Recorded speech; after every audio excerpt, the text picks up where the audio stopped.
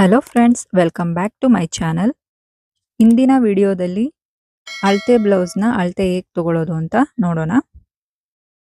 ಮೊದಲಿಗೆ ಇಲ್ಲಿ ನಾನು ಶೋಲ್ಡರ್ನ ಅಳತೆ ಮಾಡ್ಕೊತಾ ಇದ್ದೀನಿ. ಎಲ್ಲದಕ್ಕೂ ಮೊದಲು ಹುಕ್ಸ್ ಹಾಕಿ ಬ್ಲೌಸ್ನ ನೀಟಾಗಿ ಕ್ಲೋಸ್ ಮಾಡ್ಕೋಬೇಕು. ಈ ರೀತಿ ಫ್ರಂಟ್ ಸೈಡಿಂದ ಶೋಲ್ಡರ್ನ ಅಳತೆ ಮಾಡ್ತಾ ಇದ್ದೀನಿ. ನೋಡಿ, ಹೀಗೆ ಇಲ್ಲಿ ಶೋಲ್ಡರ್ ಜಾಯಿಂಟ್ ಇರುತ್ತಲ್ಲ, ಈ ಒಂದು ಸೈಡ್ ಜಾಯಿಂಟ್ ಇಂದ ಮತ್ತೆ ಇನ್ನೊಂದು ಸೈಡ್ ಜಾಯಿಂಟ್ಗೆ ಅಳತೆ ತಗೋಬೇಕು. ಈಗ ಇಲ್ಲಿ 10 ಇಂಚ್ ಇದೆ ಶೋಲ್ಡರ್ನ 10 ಇಂಚಿಗೆ ನಾನು ಬರ್ಕೊತಾ ಇದ್ದೀನಿ. ನೋಡಿ, ಈ ರೀತಿ. ಈಗ ಇಲ್ಲಿ ಮತ್ತೆ ಬ್ಯಾಕ್ ಲೆಂತ್ನ ತಗೋಬೇಕು. ಬ್ಲೌಸ್ ಲೆಂತ್ಗೋಸ್ಕರ ನಾನು ಇದನ್ನ ಬ್ಯಾಕ್ ಸೈಡ್ಗೆ ಟರ್ನ್ ಮಾಡಿದ್ದೀನಿ. ಈ ರೀತಿಯಾಗಿ ನೀಟಾಗಿ ಕೈಯಿಂದ ಐರನ್ ಬರೋ ಹಾಗೆ ನೀಟಾಗಿ ಫಿನಿಶಿಂಗ್ ಕೊಟ್ಟು ಇದನ್ನ ಅಳತೆ ತಗೋಬೇಕು. ಇಲ್ಲಿ ನೋಡಿ, ಹೀಗೆ ಶೋಲ್ಡರ್ ಪಟ್ಟಿಯಿಂದ ಹಿಡಿದು ಮತ್ತೆ ಕೆಳಗಡೆ ಈ ರೀತಿ ಉದ್ದನ ನೋಡ್ಕೋಬೇಕು. ನೋಡಿ, ಇದು ಡಾಟ್ ಬಂದಿದೆಯಲ್ಲ, ಅಲ್ಲಿಗೆ ನೀಟಾಗಿ ನೇರವಾಗಿಟ್ರೆ ಸ್ಟ್ರೆಚ್ ಆಗೋದಿಲ್ಲ ಬ್ಲೌಸು. ಇದನ್ನು ಕೂಡ ಒಂದ್ ಕಡೆ ನಾನು ನೋಟ್ ಮಾಡ್ಕೊತಾ ಇದ್ದೀನಿ. ಇಲ್ಲಿ ಬ್ಲೌಸ್ನ ಉದ್ದ ಬಂದು 13.25 ಇಂಚ್ ಇದೆ. ಮತ್ತೆ ಈಗ ನಾವು ಚೆಸ್ಟ್ ರೌಂಡ್ ನೋಡೋದಕ್ಕೋಸ್ಕರ ಫ್ರಂಟ್ ಸೈಡ್ಗೆ ಟರ್ನ್ ಮಾಡ್ಕೊಂಡಿದ್ದೀನಿ. ಈಗ ಎಲ್ಲ ಸ್ಟಿಚ್ಗಳನ್ನು ನೀಟಾಗಿ ಇಲ್ಲಿ ಈ ರೀತಿಯಾಗಿ ಸೆಟ್ ಮಾಡ್ಕೋಬೇಕಾಗತ್ತೆ. ಸೆಟ್ ಮಾಡಿದಾದ್ಮೇಲೆ ಈ ಕಡೆ ಆರ್ಮೋಲ್ ರೌಂಡ್ ಸೈಡಿಂದ ಈ ಕಡೆ ಸೈಡ್ಗೆ ನಾವು ಹಿಡಿಬೇಕು. ನೋಡಿ, ಹೀಗೆ ಹಿಡಿದ್ರೆ ಇಲ್ಲಿ ನನಗೆ 19 ಇಂಚ್ ಇದೆ. 19 ಇಂಚಿಗೆ ನಾನು ಬರ್ಕೋತಾ ಇದ್ದೀನಿ. ಮತ್ತೆ ಇಲ್ಲಿ ವೆಸ್ಟ್ ರೌಂಡ್ ಸೈಡ್ ಕೂಡ ಇದೇ ರೀತಿ ಅಳತೆ ತಗೋಬೇಕು. ಇಲ್ಲಿ ವೆಸ್ಟ್ ರೌಂಡ್ ಬಂದು 18 ಇಂಚ್ ಇದೆ. ಇದನ್ನು ಕೂಡ ನಾನು ಇಲ್ಲಿ ನೋಟ್ ಮಾಡ್ಕೊತಾ ಇದ್ದೀನಿ. ಮತ್ತೆ ಇಲ್ಲಿ ಫ್ರಂಟ್ ಸೈಡು ಎಪೆಕ್ಸ್ ಲೆಂತ್ನ ತಗೋಬೇಕು. ಈ ರೀತಿ ಇಲ್ಲಿ ಡಾಟ್ ಬರುತ್ತಲ್ಲ, ಅದನ್ನ ಎಪೆಕ್ಸ್ ಪಾಯಿಂಟ್ ಅಂತ ಹೇಳ್ತಾರೆ.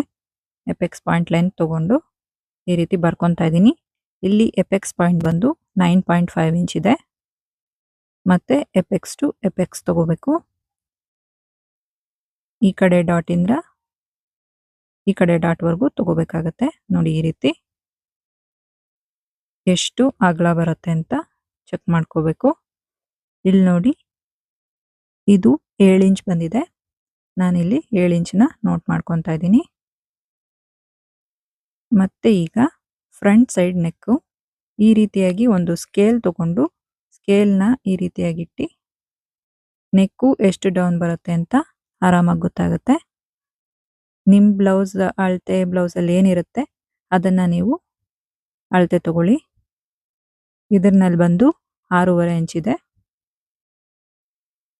ಈ ರೀತಿಯಾಗಿ ಇಲ್ಲಿ ಪಫ್ ಸ್ಲೀವ್ ಕೊಟ್ಟಿದ್ದಾರೆ, ಅದಕ್ಕೋಸ್ಕರ ಇದನ್ನ ಈ ರೀತಿಯಾಗಿ ಫೋಲ್ಡ್ ಮಾಡಿಕೊಂಡ್ರೆ ಈ ರೀತಿ ನಮಗೆ ಮೆಜರ್ಮೆಂಟ್ ಸಿಗುತ್ತೆ. ಇದು 7 ಇಂಚ್ ಇದೆ ಸ್ಲೀವ್ಸು. ಮತ್ತೆ ಸ್ಲೀವ್ಸ್ನ ರೌಂಡ್ ಬಂದು 8 ಇಂಚ್ ಇದೆ.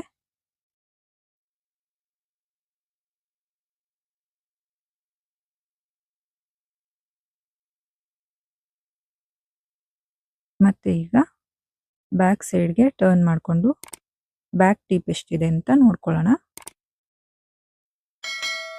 ನೋಡಿ, ಮತ್ತೆ ನಾನು ಸ್ಕೇಲ್ನ ಈ ರೀತಿಯಾಗಿ ಫಿಕ್ಸ್ ಮಾಡ್ತಾ ಇದ್ದೀನಿ. ಇಲ್ಲಿ ಈ ರೀತಿಯಾಗಿ ಇಡೋದ್ರಿಂದ ಎಷ್ಟು ಉದ್ದ ಇದೆ ಅಂತ ನೀಟಾಗಿ ನಮಗೆ ಗೊತ್ತಾಗುತ್ತೆ. ನೋಡಿ, ಇದು 9.25 ಇಂಚ್ ಇದೆ. 9.75 ಇಂಚ್. ಈಗ ಬ್ಯಾಕ್ದಾಯ್ತು. ಮತ್ತೆ ಈಗ ಆರ್ಮೋಲ್ ಲೆಂತ್ ಎಷ್ಟಿದೆ ಅಂತ ನಾವು ನೋಡ್ಕೋಬೇಕು. ಮತ್ತೆ ಇದಕ್ಕೂ ನಾವು ಸ್ಕೇಲ್ ಇಟ್ಕೊಂಡು ಈ ರೀತಿಯಾಗಿ ಚೆಕ್ ಮಾಡ್ಕೋಬಹುದು. ನೋಡಿ, ಇಲ್ಲಿ ಸ್ಟಿಚಿಂಗ್ ಇರುತ್ತಲ್ಲ, ಅದರಿಂದ ಹೀಗೆ ಸ್ಟ್ರೈಟಾಗಿ ಸ್ಕೇಲ್ನ ಇಟ್ಟರೆ ಹೀಗೆ ಗೊತ್ತಾಗುತ್ತೆ. ಇಲ್ಲಿ ನೋಡಿ, 6.5 ಇಂಚು ಆರ್ಮೋಲ್ ಡೌನ್ ಇದೆ. ಈ ರೀತಿ ಅಳತೆ ತಗೋಬೇಕು. ಈಗ ಆರ್ಮೋಲ್ ರೌಂಡ್ನ ಚೆಕ್ ಮಾಡೋ ಮುಂಚೆ ಎರಡೂ ಸೈಡ್ ಕೂಡ ಈ ರೀತಿಯಾಗಿ ಒಂದೇ ಸಮ ಇದೆಯಾ ಅಂತ ಚೆಕ್ ಮಾಡ್ಕೋಬೇಕು. ಯಾಕೆಂದ್ರೆ ಒಬ್ರೊಬ್ರಿಗೆ ಒಂದು ತೋಳು ಸಣ್ಣ, ಒಂದು ತೋಳು ದಪ್ಪ ಇರುತ್ತೆ, ಅದಕ್ಕೋಸ್ಕರ. ಈ ರೀತಿಯಾಗಿ ಚೆಕ್ ಮಾಡ್ಕೊಂಡಾದ್ಮೇಲೆ ನಾನಿಲ್ಲಿ ಆರ್ಮೋಲ್ ರೌಂಡ್ ಎಷ್ಟಿದೆ ಅಂತ ಚೆಕ್ ಮಾಡ್ತಾ ಇದ್ದೀನಿ. ಆರ್ಮೋಲ್ ರೌಂಡ್ ಬಂದು 10 ಇಂಚ್ ಇದೆ.